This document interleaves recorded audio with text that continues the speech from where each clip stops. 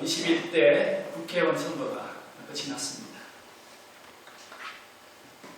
승리한 쪽은 쾌재를 부르며 자기 세상을 만났다고 좋아할 것입니다. 또 반대로 패배한 쪽은 그 결과에 망연자실을 하면서 그 결과 때문에 힘들어하고 어려워하고 또 절망감을 호소하고 있는 사람들도 있습니다. 여권인 민주당이 잘해서 승리한 것일까요? 저는 그렇게 생각하지는 않습니다. 오히려 보수 야당이 보여준 품위를 잃고 진리멸렬하고 또 자충우돌하는 모습이 국민들의 지지를 얻지 못하겠다, 그렇게 생각이 듭니다. 그리고 여당이 총선에서 승리했다고 해서 그들이 의로운 것일까요? 승리가 곧 정의일까요? 그렇지는 않습니다. 선거는 민심의 반영입니다. 그러나 민심이 절대 진리가 될 수는 없습니다. 그렇다고 야당이 잘했느냐? 그것도 아닙니다. 건강하고 품위 있는 보수로 새롭게 태어나야 할 것입니다. 한 정치인이 그런 이야기를 하는 것을 들었습니다. 참 일리가 있는 말이라는 생각이 들었는데요. 진보 세력은 뻔뻔하고 보수 세력은 비겁하다, 그렇게 말했습니다. 소위 진보라는 사람들은 뻔뻔하여서 목적을 위하여 수단이 강화되고 자신의 잘못을 인정하지 않는 경향이 있는 것 같습니다.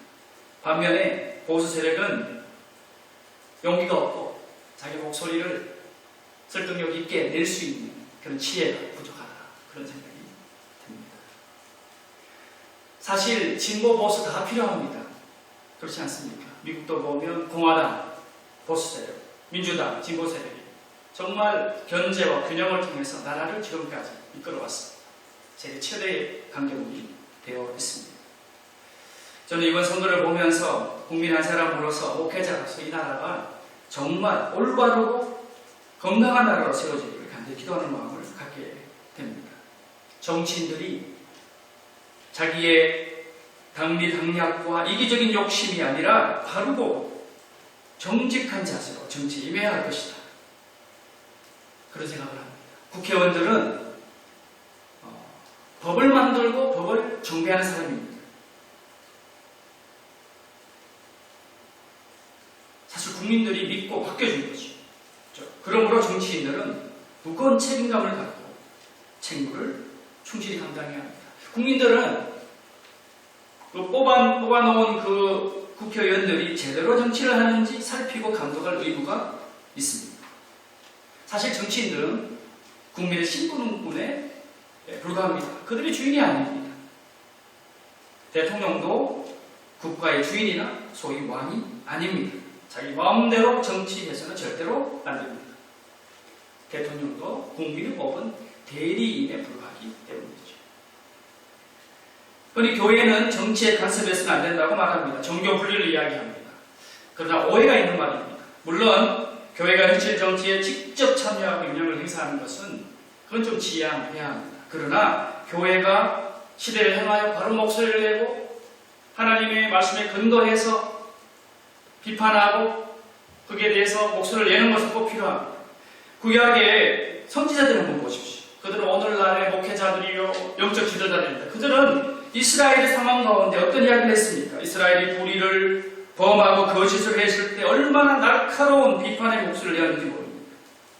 그들은 단지 영적 행동만 이야기한 게 아니라 사회, 문화, 경제 모든 영역에 불의와 거짓 앞에서 그들은 하나님을 대변했습니다. 이사야 선지자를 보십시오. 이사야 1장 4절을 보면 이렇게 선지자가 외치고 있습니다. 슬프다 범죄한 나라요, 허물진 백성이요, 행악의 종자요, 행위가 부패한 자식이요. 그들이 여호와를 버리며 이스라엘의 거룩하신 이를 만홀히 여겨 멀리하고 물러갔도다. 보십시오. 범죄한 나라라고 말하고 있습니다. 허물진 백성이다. 행악의 종자다. 행위가 부패한 자식. 얼마나 신랄합니까? 또 이사야는 또 1장 16절에서 좀 더 구체적으로 이렇게 말합니다. 하나님의 목소리를 대변합니다. 너희는 스스로 씻으며 스스로 깨끗하게 하여 내 목전에서 너희 악한 행실을 버리며 행악을 그치고 선행을 배우며 정의를 구하며 학대받는 자를 도와주며 고아를 위하여 신원하며 과부를 위하여 변호하라. 구체적인 국가의 역할이죠. 아모스는 뭐라고 했습니까? 아모스는 5장 24절에 보면 오직 정의를 물같이 공의를 마르지 않는 강같이 그러게 할지어다. 이게 하나님의 마음이죠. 그러니까 정치라는 것은 그냥 따로 별개가 아닙니다. 정치는 결국 우리의 삶이에요. 교회는 거기에 대해서 분명한 목소리를 낼 필요가 있습니다. 구약의 선지자들은 영적 리더였을 뿐만 아니라 사회적인 불의와 거짓 앞에서 하나님의 말씀을 담대하게 선포한 것입니다. 심지어 왕이 잘못했을 때에는 어떻게 합니까? 왕일지라도 따끔하게 질책하고 말하는 것이죠. 다윗에게 찾아온 나단 선지자를 보십시오. 이스라엘 역사 가운데 선지자들이 했던 역할을 보십시오. 성경 읽어보면 예언자들이 정말 이야기를 해야 될 때 하지 않으면 그 책임이 예언자에게 있습니다. 근데 예언자가 책망을 해서 그 사람이 돌이키면 문제 해결되겠지만 돌이키지 않으면 그 사람의 문제가 되는 거죠. 우리 시대의 영적 리더들, 교회의 역할입니다. 우리 그렇게 믿습니다. 왜냐하면 불의와 거짓이 가득한데도 침묵한다면 그것에 동조하는 것이 됩니다. 그렇지 않습니다.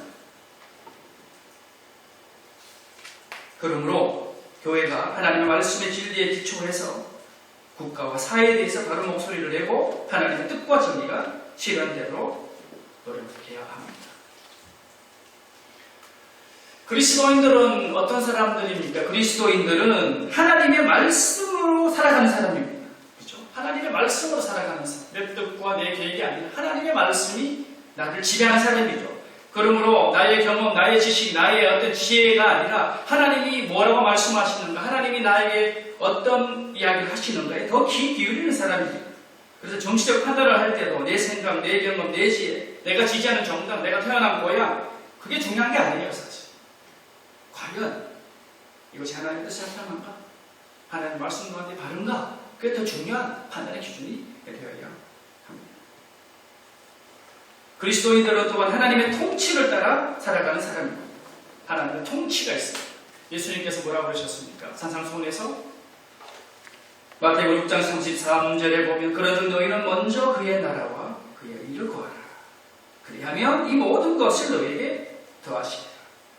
너희는 먼저 하나님의 나라와 하나님의 의를 구하라. 하나님의 나라, 헬라어로 바실레이아 데우인데요. 바실레이아 데우가 하나님의 나라, 킹덤 오브 갓이. 그런데 바실레이아라는 단어가 어떤 영역적인 의미도 있지만 그건 좀 더 통치적인 의미가 있습니다. 하나님의 왕국이면서 하나님의 통치죠. 하나님의 다스림, 하나님의 왕권을 이야기합니다. 너희는 먼저 하나님의 통치, 하나님의 다스리심을 먼저 구하라. 그렇게 말씀하고 있는 것이죠.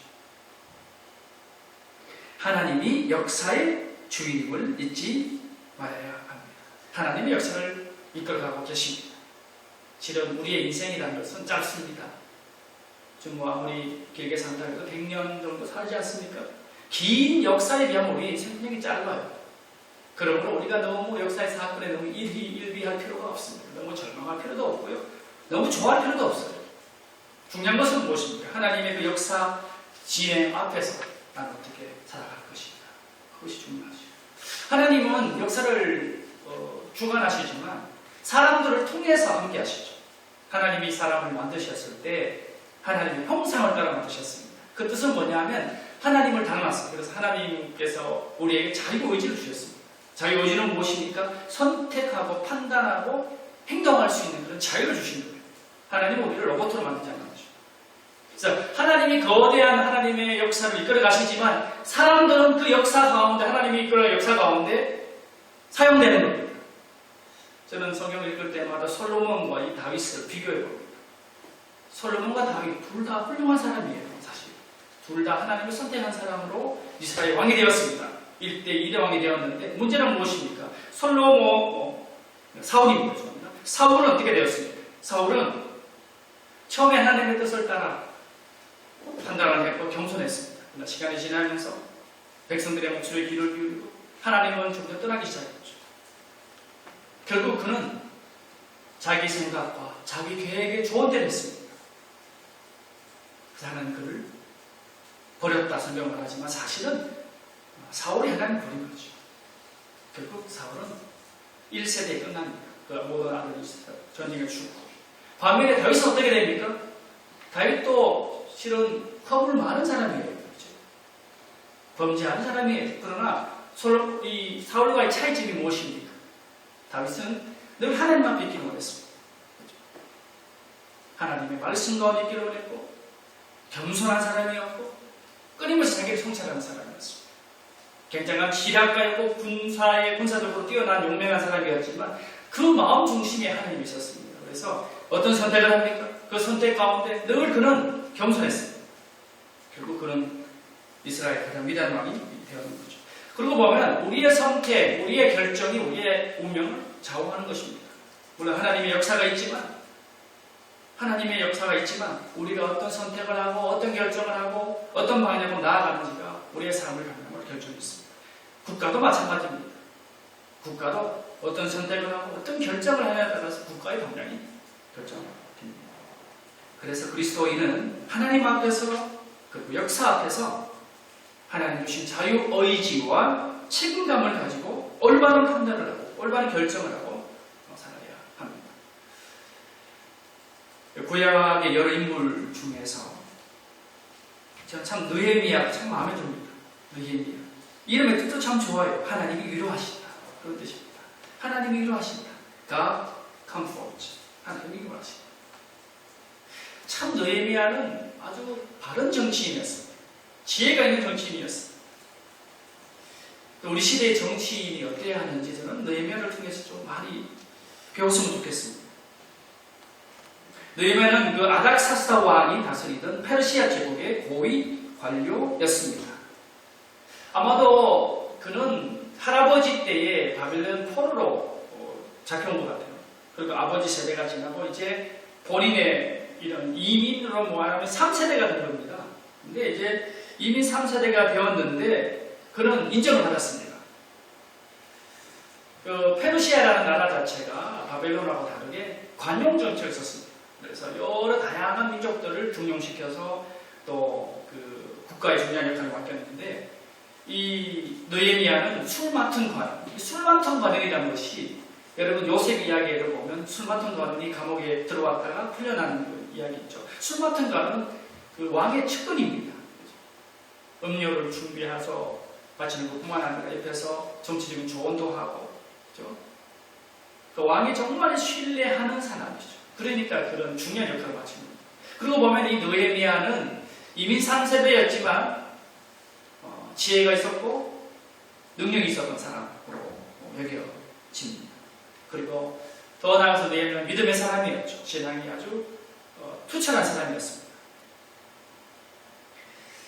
여러분 세상을 보면 세상에서 소위 잘 나가는 사람은 믿음이 약한 사람이 있습니다. 참 세상에서는 아주 승승장구하는 믿음이 없어요. 교회 출석하는 정도로 그쳐요. 하나님을 정말 믿고는 있지만 결정적인 순간에는 세상을 더 따라가는 사람이 있습니다. 또 어떤 분들은 믿음만 강조하는 사람이 있습니다. 실력이 없고 능력이 없어요. 근데 이제 느헤미야는 실력도 있고 믿음도 있는 그런 인물이었습니다. 저는 우리나라에도 이런 실력과 믿음을 겸비한 인물이 많이 배출되기를 기도합니다. 자, 아닥사스도 왕 20년에 이 느헤미야는 페르시아 제국의 그 주요 도시였던 수상궁에서 일하고 있었습니다. 그런데 예루살렘에서 를 방문하고 돌아온 지인들이 있었습니다. 그들의 이야기를 듣습니다. 그런데 그들이 전해주는 이 고국 유다의 모습은 참담했습니다. 말씀을 보면 성벽은 다 허물어지고 큰 환란을 당하고 능력을 받고 예루살렘 성은 허물어지고 성문은 불탔다 그랬습니다. 그 이야기를 들었을 때 느헤미야는 어떠했을까요? 그 느헤미야는 먼저 정말 고국을 진심으로 사랑하는 사람이었습니다. 그는 지금 페르시아 당시 최고의 강대국의 고위 관료입니다. 평안하고 경제적으로 능력했을 거고 부족함이 없었을 텐데 그러나 그는 늘 고국에 대한 관심이 있었던 것으로 보입니다. 동포와 고국의 상황을 주목하고 있었던 것이죠. 다른 말로 하면 느헤미야에게는 남다른 애국심이 있었던 것입니다. 여러분, 누구나 나라가 잘 되기를 원합니다. 그러나 애국심과 정권력은 다릅니다. 많은 사람들이 애국이라는 명목으로 권력을 갖기 원하고 대통령이 되기 원하고 국회의원이 되기 원하고 장관이 되기 원합니다. 그러나 그 깊은 속을 들여다보면 애국심이 아닐 때가 너무나 많습니다. 애국심이라는 이름으로 자기 속을 챙기고 이기적인 욕심을 채워넣는 사람들이 얼마나 많습니다. 거짓된 욕망을 그것을 애국심이라고 포장하고 우리는 그것을 분별해낼 수 있는 눈이 필요합니다. 그런데 이 느헤미야는 포로로 잡혀가서 이민 3세대에 있었지만 고국을 향한 불타는 애국심이 있었습니다. 수상궁과 이 예루살렘의 거리는 1200km 정도 걸었다고 해요. 1200km. 엄청 물리적으로 먼 거리인데, 그리고 이민 3세대쯤 되니까 고국을 잊을만 하죠. 그러나 느헤미야는 아마도 할아버지 때부터 계속 이야기를 했겠죠.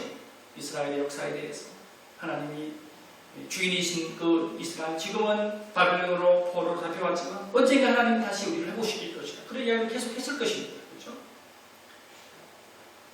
그런 이야기를 듣고 이 느헤미야의 마음 가운데 고국에 대한 마음이 늘 있었던 것으로 여겨집니다. 그런데 지금 이스라엘의 상황이, 성이 무너지고 성문이 불타고 성벽이 회파되고 수많은 사람들이 절망 가운데 있고, 그리고 그것을 보면서 다른 나라 사람들은 조롱하고 그런 이야기를 들으면서 이 느헤미야의 마음이 괴로워서 견딜 수가 없는 것입니다. 그래서 그는 울기 시작합니다. 오늘 말씀을 보면 며칠 동안 울었습니다. 수일 동안 슬퍼했다. 성경은 말씀하고 있습니다. 눈물과 통곡은 하루아침에 나오지 않습니다. 내가 어떤 슬픈 이야기를 들었다고 눈물과 통곡이 나옵니까? 그렇지 않죠.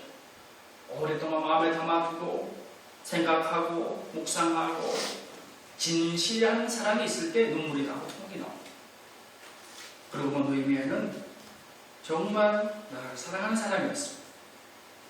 며칠 동안 슬픔만 끝에 그는 하나님 앞에 구했습니다.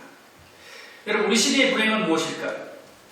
정치를 이야기하고 이념을 말하지만 진정한 애국심이 보이지 않는다는 데 있습니다.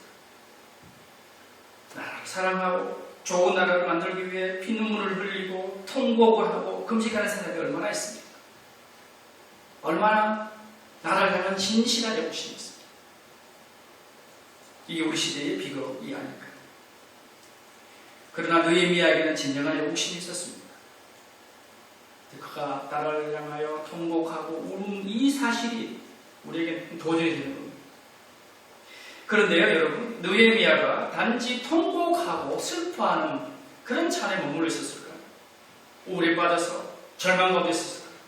그렇지 않았습니다. 오늘 말씀은 느헤미야가 그 이야기를 듣고 통곡하고 울면서 했던 행위가 있습니다. 무엇입니까? 금식하며 기도했다고 말하고 있습니다. 누구에게요? 하늘의 하나님 앞에 금식하며 기도합니다. 그는 자신을 도와주거나 힘이 될 사람을 바로 찾아가지 않았습니다. 여러분, 우리의 삶에 문제가 생기면 우리는 흔히 그걸 도와줄 만한 사람을 먼저 찾습니다. 그리고 문제를 풀려고 합니다. 오히려 하나님 앞에 나아가는 것은 마지막에 선택합니다. 이 방법, 저 방법 다 사용하다가 결국 맨 마지막 하나님께 나오는 경향이죠.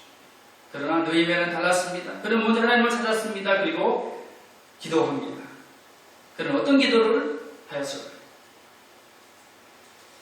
먼저 그는 하나님의 위대하심과 주권을 인정하는 기도를 합니다. 그는 자신이 원하는 것을 먼저 기도하지 않았습니다. 5절을 보십시오. 이르되 하늘의 하나님 여호와 크고 두려우신 하나님이요. 그는 하나님이 어떤 분인지 알고 있었어요. 하늘의 하나님 여호와 크고 두려우신 하나님. 그는 하나님을 경외하는 사람이었죠. 기도를 하는, 기도를 들으시는 그 대상이 어떤 분인지를 그는 분명히 알았던 것입니다. 여러분, 다른 종교도 기도합니다. 실은 더 기도합니다. 정화수도 넣고 기도하고.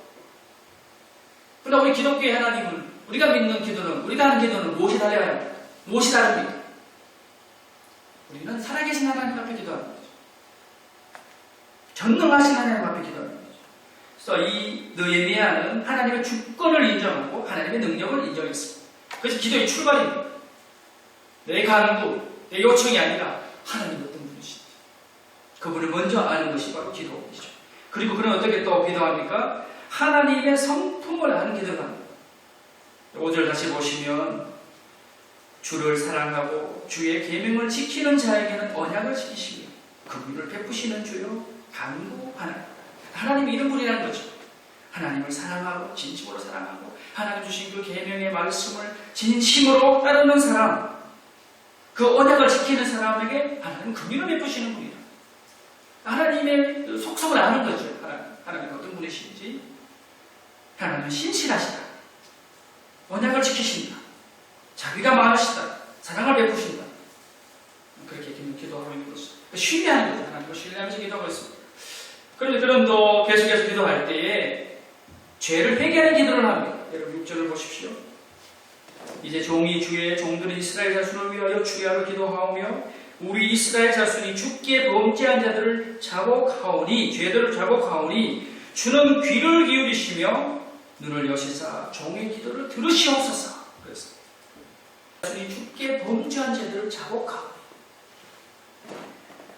여러분 우리는 위기 상황이 되면 정작 자신을 돌아보지 않습니다.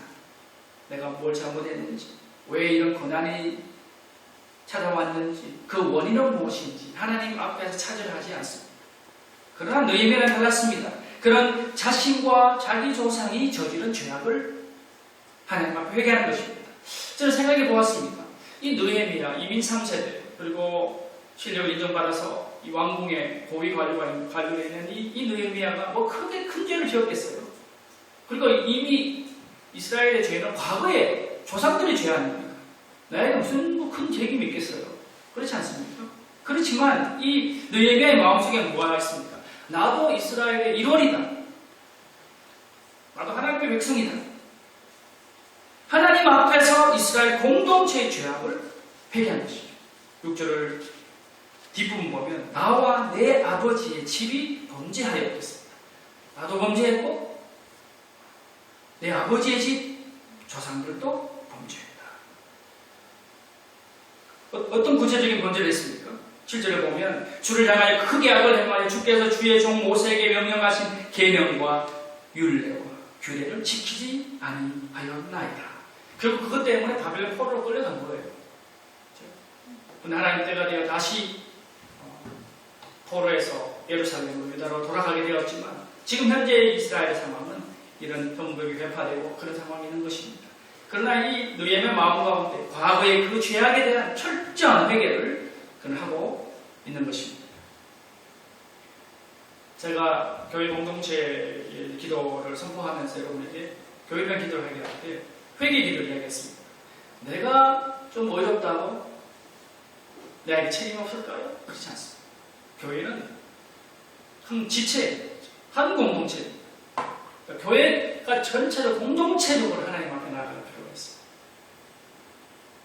나는 책임 없어. 나는 이 정도는 괜찮아. 그건 그리스도의 태도가 아니죠. 공동체식을 하고 한 주님 앞에 형제자매된 우리가 교회가 지금까지 2년 3년간 끌어왔던 행해왔던 그 죄악 가운데 하나님 앞에 그 죄악을 내어놓을 때 하나님은 새로운 시작을 가능하게 하시는 것입니다. 또한 느헤미야는 어떻게 기도하고 있습니까? 하나님의 약속에 금단 기도를 합니다. 이런 8절로 9절을 한번 보십시오. 옛적에 주께서 주의 종 모세에게 명령하여 이르시되 만일 너희가 범죄하면 내가 너희를 여러 나라 가운데 흩을 것이요. 그러니까 범죄하면 행악하면 멸망한다. 하나님 여러 차례 모세를 통해서 여호수아를 통해서 말씀하셨죠. 9절에 보면 만일 내게로 돌아와 내 계명을 지켜 행하면 이게 참 아주 엄청난 표현이십니다. 너희 쫓긴 자가 하늘 끝에 있을지라도 내가 거기서부터 그들을 모아 내 이름을 두르고 택한 곳에 돌아오게 하리라 하신 말씀을 이제 청하건대 기억하옵소서. 참 이 느헤미야의 기도를 보면 참 죄악에 대해서는 하나님이 징벌하시지만 그러나 그들이 하나님 앞에 회개하고 돌아오고 그렇게 되면 어떤 절망적인 상황이 있을지라도 다시 회복시킨다는 거죠.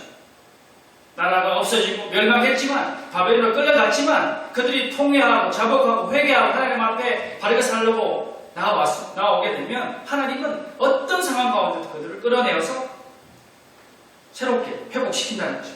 그걸 기억해달라. 하나님의 약속을 믿고 기도하고 있습니다. 또한 이 느헤미야는 하나님과의 관계에 근개해서 기도하죠. 10절을 보십시오.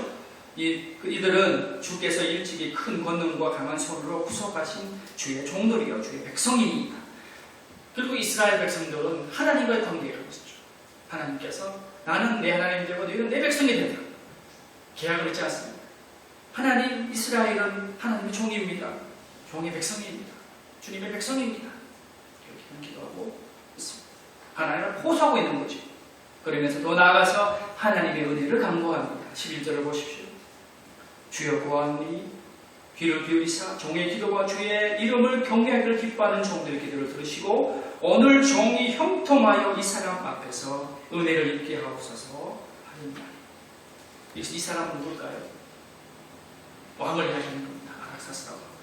지금 고위 관료니까 이 성벽을 재건하려면 허락을 얻어야 될 거 아닙니까?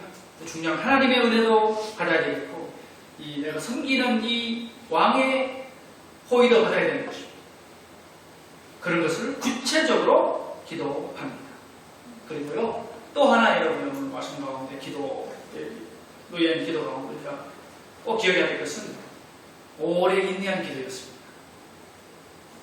당장 응답되지 않았습니다. 여러분 1장 1절을 보면 그가 그 소식을 들은 것은 아닥사스다 왕 제20년 기스루월이라고 그랬습니다. 기스루월은 지금 우리 달력으로 하면 아마도 11월에서 12월쯤 됩니다. 그때부터 기도하기 시작했는데요.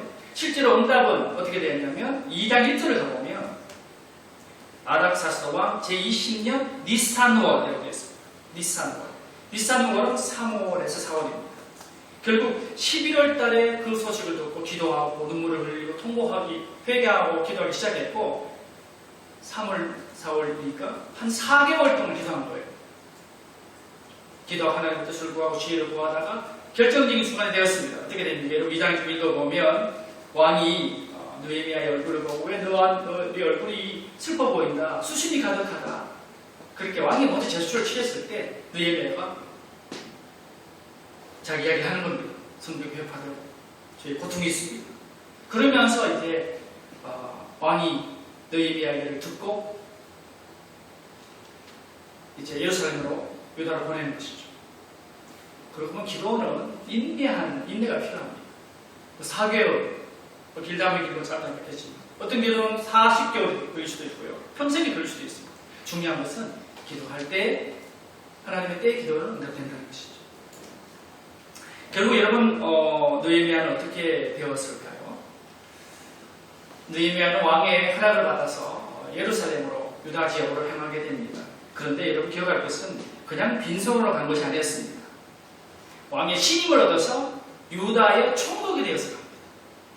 그리고 미리 편지를 받고 해서 주변 정리를 잘해서 느헤미야를 잘 도와줄 수 있도록 그 당시 최고의 강국이 페르시아니까 여러 편지를 쓰고 왕이 조서를 써줘서 이렇게 여러 지역에 있는 총독들로부터 호의를 얻도록 이렇게 해줍니다. 그러니까 직책과 리더십을 부여받고 가는 것이죠. 그리고 회파된 성벽과 성문을 재건하는데 불과 52일 만에 52일 동안 2달간 걸려서 그걸 건설합니다. 물론 성벽을 재건하는 과정이 쉬운 것은 아니었습니다. 많은 방해꾼이 있었습니다. 산발랏이라든지 여러 조석들이 방해했습니다. 이스라엘이 다시 강국이 되는 거 원치 않았던 것이죠. 좋은 일은 쉽게 이루어지지 않는다 그런 말이 있죠. 칼레파타 칼라. 좋은 일은 쉽게 이루어지지 않습니다. 방해 세력이 있습니다. 그러나 느헤미야는 하나님 주신 지혜와 믿음으로 성벽 재건을 완성하고 그리고 놀라운 것은 그는 제도를 개혁합니다. 당시에 이스라엘 백성들 사이에 돈을 빌리고 받는데 같은 민족끼리 이자를 엄청 받는 거예요. 고리대금을 하는 거예요. 그걸 척결하죠. 빚을 면제해 줍니다.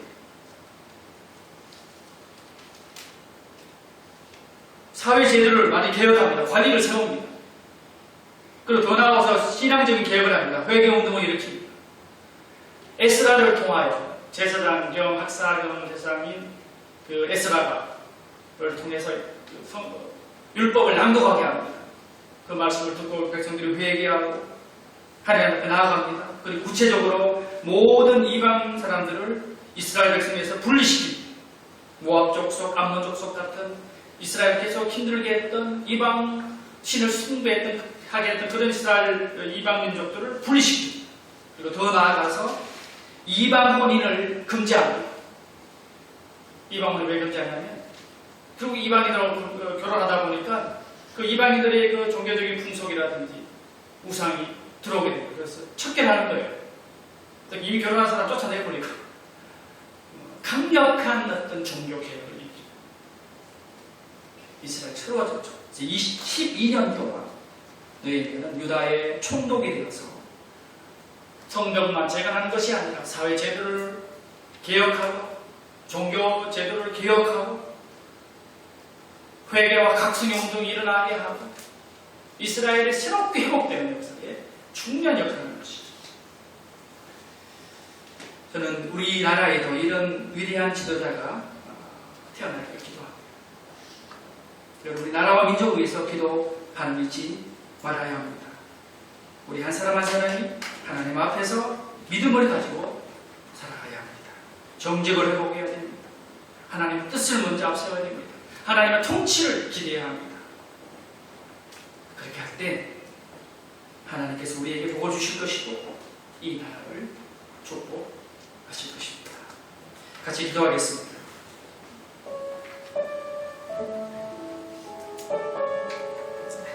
역사를 주관하시는 하나님 아버지,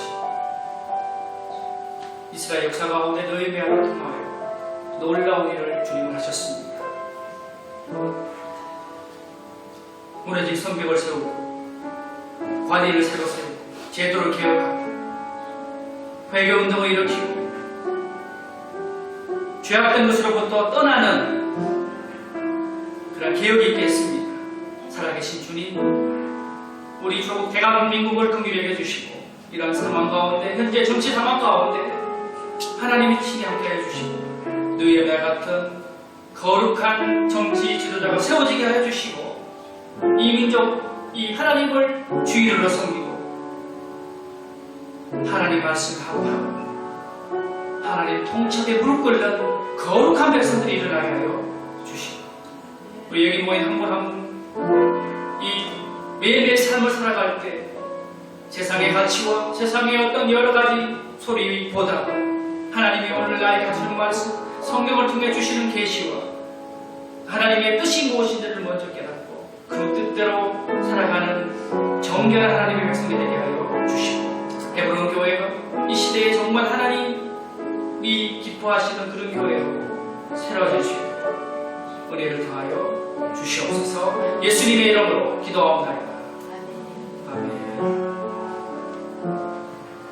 준비하신 예물을